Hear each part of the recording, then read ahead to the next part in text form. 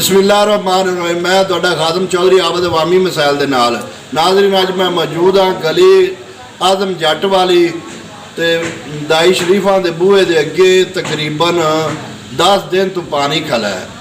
गंदा पानी sewerage system लैन सारी बंद है सारी गली दे विच ते अहले मुहल्ला ने अपना एहतजाज रिकॉर्ड कराया है।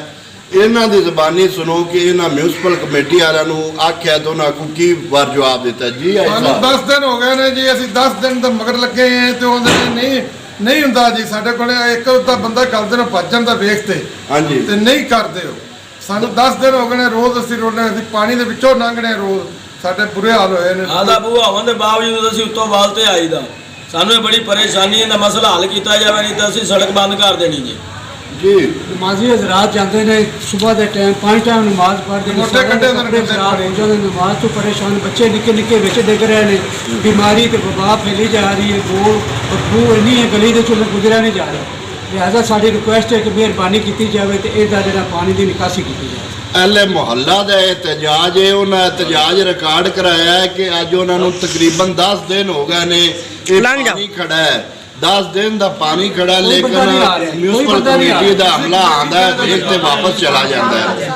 10 दिन की वजह उन्होंने पानी नहीं काट सकते, सीवरेज सिस्टम की लैन चला नहीं सके।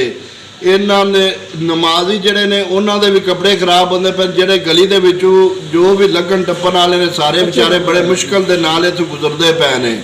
तो इन्हों की रिक्वेस्ट है CEO साहब, म्यूनसिपल कमेटी के CEO साहब जनाब अतर फरूक साहब अगे, सैयद आशिक हुसैन शाह करमानी साहब अगे और वजीर आला मरियम नवाज साहब अगे इन्हों की रिक्वेस्ट है कि इस गली का जोड़ा पानी वाला सीवरेज सिस्टम वाला मसला है ये फौरी हल किया जाए और इस मुहल्ले नूं इस मुश्किल की घड़ी तो निजात दिलाई जाए।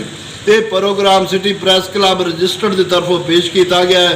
मिलांगे किसी नवे प्रोग्राम नाल, तब तक वास्ते अल्लाह हाफिज़, पाकिस्तान जिंदाबाद।